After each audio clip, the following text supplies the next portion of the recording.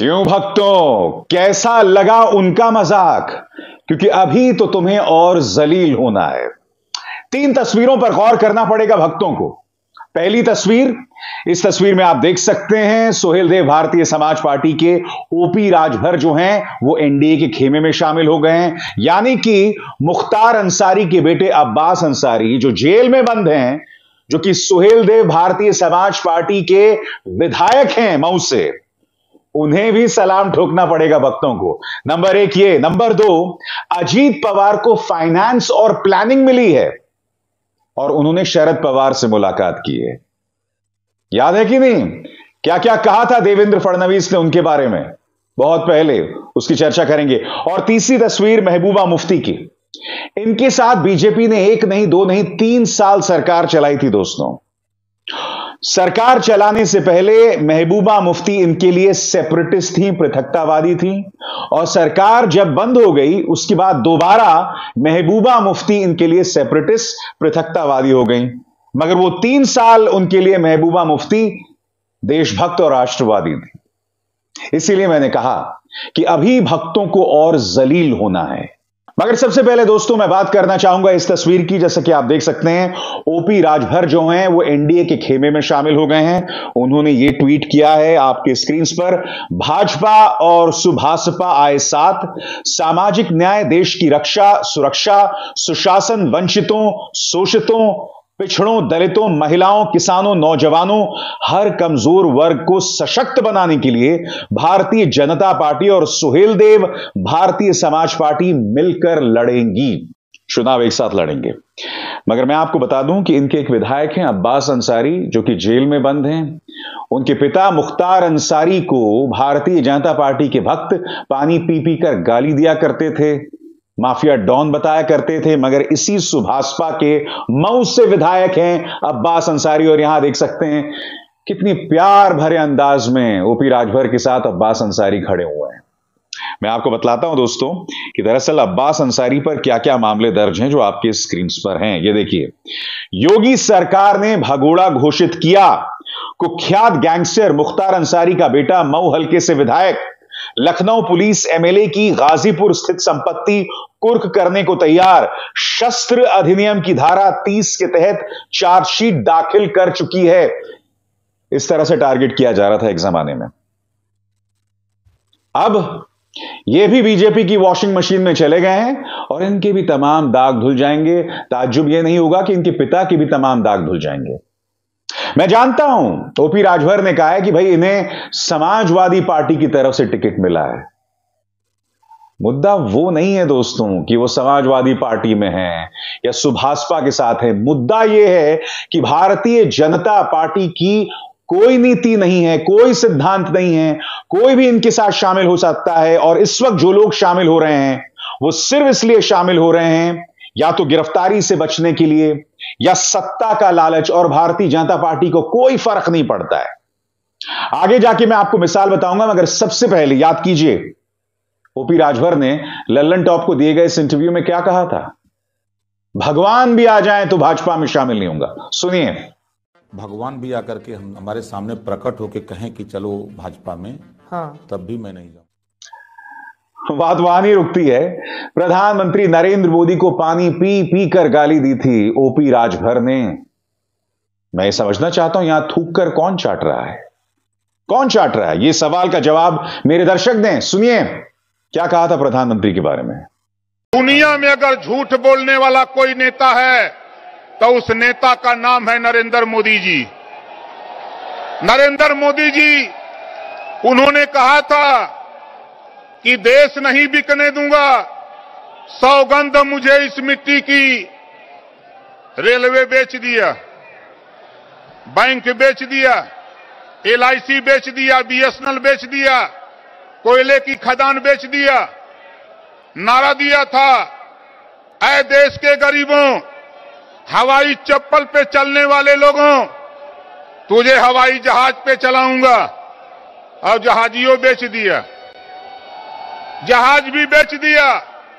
बहुत भाषण देते हैं। इन्होंने कहा था, हमारे देश के प्रधानमंत्री जी ने कहा था कि 2 करोड़ नौजवानों को रोजगार देंगे। तो मिलल 2 करोड़ रोजगार मिला? नहीं मिला। यह है भाजपा का खेल। इन्होंने वादा किया था 15-15 लाख रुपया गरीबों तेरे खाते में देने के लिए, और सबसे ज्यादा गरीबी उत्तर प्रदेश के बुंदेलखंड में पाई जाती है। और ये हमारे देश के प्रधानमंत्री जी आपके बीच में आएंगे, फिर तमाम तरह की बातें आपके बीच में करेंगे। इनसे सावधान होने की जरूरत है। मुद्दा यह बिल्कुल नहीं है कि अब्बास अंसारी जो हैं समाजवादी पार्टी में हैं या सुभाषपा में हैं।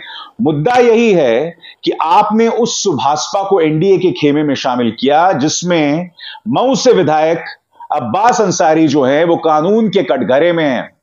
उन पर जब हक निशाना साधते थे तो न जाने किन किन शब्दों से उन पर हमला किया जाता था। आज ये सब खामोश हैं दोस्तों, सब खामोश हैं। अब मैं आपको एक और मिसाल देता हूं। जैसे कि आप जानते हैं अजीत पवार को फाइनेंस और प्लानिंग मिनिस्ट्री मिली है। मुख्यमंत्री एकनाथ शिंदे से छीनकर अजीत पवार को फाइनेंस मिनिस्ट्री दे दी गई है, प्लानिंग मिनिस्ट्री दे दी गई है, सबसे मलाईदार मंत्रालय दे दिए गए हैं। अब मैं आपको 2 तस्वीरें दिखाना चाहता हूं। पहली तस्वीर देखिए, इस खबर में देखिए कल ये लोग मुलाकात करके आए हैं शरद पवार से। क्यों मुलाकात की है? क्योंकि वोट की ताकत अब भी शरद पवार के पास है। चाहे वो लोग उन्हें दगा देकर बीजेपी में शामिल हो जाएं, एनडीए खेमे में आ जाएं, उससे कोई फर्क नहीं पड़ता।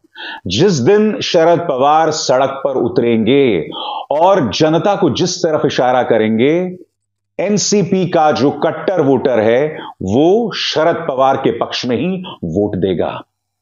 यही डर है अजीत पवार को, यही वजह है कि उनका आशीर्वाद लेने आए, यही वजह है कि वो शरद पवार से यह अपील कर रहे थे कि हमें सबको एक होकर काम करना है, हमें आपका आशीर्वाद चाहिए। आशीर्वाद लेने आए ही इसलिए हैं क्योंकि अजीत पवार जानते हैं कि अपने दम पर उन्हें कोई वोट नहीं मिलने वाला है, बिल्कुल भी वोट नहीं मिलने वाले हैं। मगर असली बात क्या है दोस्तों? इसी अजीत पवार के खिलाफ याद है क्या कहा था देवेंद्र फडणवीस ने? सुनिए। घोटाळ्यामध्ये अजितदादांची अवस्था आम्ही काय करणार? आमचे नाथाभाऊ खडसेंच्या भाषेत सांगायचं झालं तर आमचं सरकार आल्यानंतर अजितदादा चक्की pissing pissing pissing and pissing. अब उन्हीं अजीत पवार को सबसे मलाईदार मंत्रालय दे दिया गया है। एकनाथ शिंदे के साथ जो तमाम विधायक उद्धव सेना को छोड़कर उनके साथ आए थे, उन्होंने क्या कहा था? उन्होंने यह कहा था कि भाई अजीत पवार के भ्रष्टाचार से हम खुश नहीं हैं, वो हम पर दादागिरी करते हैं, हम पर कंट्रोल करने की कोशिश कर रहे हैं, हम इससे खुश नहीं हैं। अब एकनाथ शिंदे के पास जो मंत्रालय वो उनको दे दिया गया है। और अजीत पवार ऐसा क्यों कर रहे हैं? ईडी के डर से, इनकम टैक्स की डर से, जांच एजेंसीज के डर से। साफ तौर पर दिखाई दे रहा है यहां पर। इसका अर्थ क्या हुआ? जांच एजेंसीज के डर से नेता तो शामिल हो जाएंगे एनडीए में, मगर वो नेता अपनी पुरानी पार्टी के जो दिग्गज हैं शरद पवार जैसे, उन्हीं के दरवाजे पर जाकर सिर झुकाएंगे क्योंकि ताकत वही है, वोट की ताकत वही है। दाग धुलवा लो, मलाईदार मंत्रालय भी ले लो साथ साथ, मगर सिर झुकाओ शरद पवार के सामने। यह खेल समझिए दोस्तों। बीजेपी ने जांच एजेंसीज को लेकर मजाक बना दिया है। पिछले हफ्ते सुप्रीम कोर्ट में chief justice of India DY Chandrachud की सुप्रीम कोर्ट में करारा तमाचा मिला था। संजय मिश्रा जो कि ईडी के प्रमुख हैं, उनको जिस तरह से 2021 से बढ़ोतरी दी जा रही थी, उस पर सुप्रीम कोर्ट ने करारा तमाचा लगाया है। इसका अर्थ क्या हुआ? 2021 से जितने भी फैसले संजय मिश्रा बतौर ईडी प्रमुख उन्होंने लिए थे, उस पर एक बड़ा सवालिया निशान। ईडी को लेकर सुप्रीम कोर्ट करारा तमाचा मार चुकी है। ईडी को लेकर विपक्ष जो है वो किस तरह से माहौल बना रहा है, यानी कि वोट के लिए कुछ भी करेगा, कुछ भी करेगा। और मैं आपको थोड़ी देर पहले लेकर चलना चाहता हूं। पिछली सरकार 2019 से पहले महबूबा मुफ्ती करीब 3-3.5 साल महबूबा मुफ्ती के साथ सरकार चली थी। 3-3.5 साल याद है कि नहीं आपको? उससे पहले महबूबा मुफ्ती को ये लोग पानी पी पी कर गाली दिया करते थे। और उसके बाद 3-3.5 साल सरकार चलाई।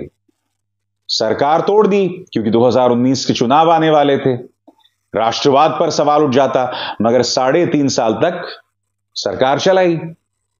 अब याद कीजिए दोस्तों, जब महबूबा मुफ्ती मुख्यमंत्री थी उसी वक्त जेएनयू में वो ड्रामा हुआ था जब कुछ लोग चेहरे पर नकाब डालकर भारत विरोधी नारे लगा रहे थे। आपने कन्हैया पर निशाना साधा, उमर खालिद पर निशाना साधा, जो ऐसे कोई नारे नहीं दे रहे थे, मगर वो कौन गुमनाम चेहरे थे? वो गुमनाम चेहरे कभी भी आपके सामने नहीं आए।